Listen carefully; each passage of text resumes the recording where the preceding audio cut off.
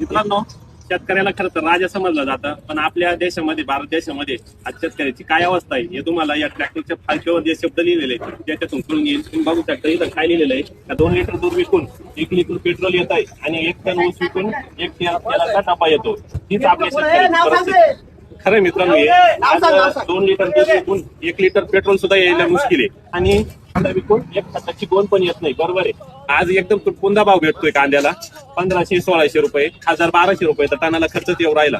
आणि एवढं जर असा भाव भेटत असेल तर शेतकरी कसा जगेल शेतकरी? हर हर मोदी, घर घर मोदी, असं शेतकऱ्यांनी डायरेक्ट खालच्यावर लिहिलेलं आहे.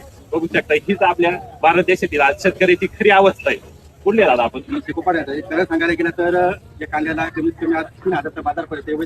कांदा ठेवून तिला 12-13 रुपये भेटत आहे. कसं जाईल? बरोबर. आणि वरती पावसाने पण कुठून सांगते पण वेळ टाकेल लोकांना या टायमाला असं बाजार भेटत आहे. शेतकरीला परवडेबल नाही आता. बरोबर आहे. गरीब होताला श्रीमंत झाला. शेतकरी कसं पाहायला गेलं तसं तर शेतकरी प्रत्येक राज्यामध्ये प्रत्येक ठिकाणी धान्य असो किंवा कांदा असो काही असो, शेतकरी आपण देशाचा राजा असतो पूर्णपणे. जर कष्ट सोडत नाही, ऊन राव पाऊस राव काही राव, तो कष्ट करायला सोडत नाही. पण असं तर बाजार भाव भेटत आहे तर शेतकरी जगेल कसं काय? बरोबर आहे. अगदी खरं. वर्ष झालं असले कांद्याला काढून आणि आजही पण जो सुरुवातीला भाव होता तोच भाव आहे. वर्षभर साठवणूक करून कांदा खराब झालेला आहे, याच्यात पण नुकसान झालं तर. आणि तुम्ही परत बघू शकता, 2 लिटर दूध विकून 1 लिटर पेट्रोल येत आहे आणि 1 टन ऊस विकून 1 तेलाचा डबा येतो.